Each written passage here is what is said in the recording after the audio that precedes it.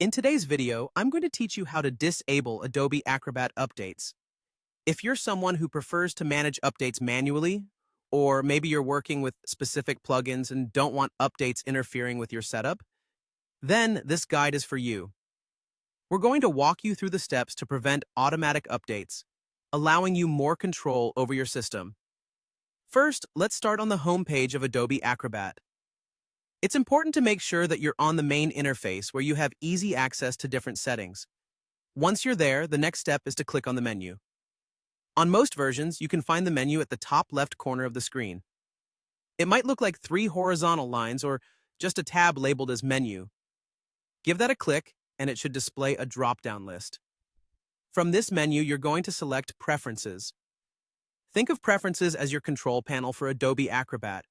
It's where you can fine-tune how the application behaves to suit your specific needs. Once you have the Preferences window open, you'll see a variety of different categories on the left side. What you need to do here is locate the section labeled Updater. It's usually towards the bottom of the list, so you might need to scroll down just a bit to find it. Now, upon selecting the Updater section, you'll be presented with several options regarding how Adobe Acrobat handles updates. The key setting we're interested in is about checking for updates. You'll notice there's a checkbox with the option to automatically install updates.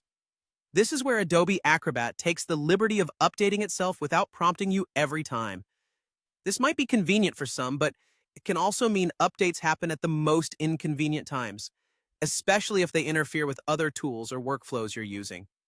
To disable this feature, simply untick or uncheck this box. This tells Acrobat that from now on, you'll be responsible for keeping the application up to date.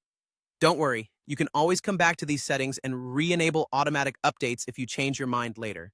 Once you've made this change, the final step is to confirm it by clicking OK. By doing this, you save the new settings and close out of the Preferences window. And that's it.